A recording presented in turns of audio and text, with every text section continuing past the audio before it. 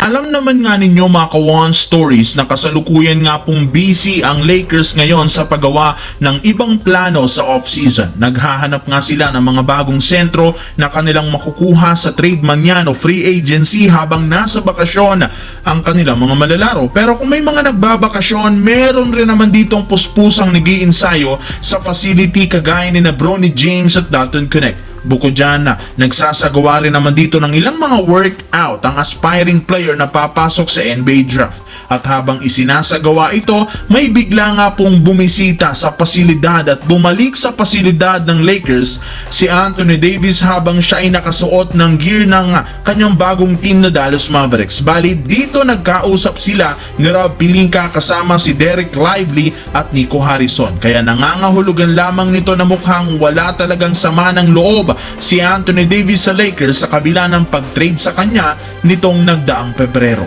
Samantala, nagawa nga sana mga ka-One Stories ng New York Knicks na makalamang sa simula ng Game 1 ng Eastern Conference Finals kung saan umabot pa sa pinakamataas na kalamangan sa 19 points sa fourth quarter. Ngunit lahat ng effort na ipinakita na sayang matapos silang matalo 138-135. Literal na nag-choke ang New York Knicks lalo sa last quarter nang mapabayaan nila ang Pacers na magkaroon ng scoring run na pinangunahan ni Aaron Nesmith na gumawa ng 30 points kasama na ang sunod-sunod na crucial 3-pointer para maidikit ang talaan. Malaki rin naman ang iniambag dito ni Tyrese Haliburton na siyang nagpaabot sa overtime kasama ang kanyang buzzer beater. Nagkaroon rin naman sana ito ng pagkakataong maagang tapusin ang laro sadyang tumapak lamang siya sa linya. Kaya imbis na 3-pointer, ibinaba ito sa 2 points. Ibig sabihin na medyo na-spoil nga ang kanyang ginawang choke celebration.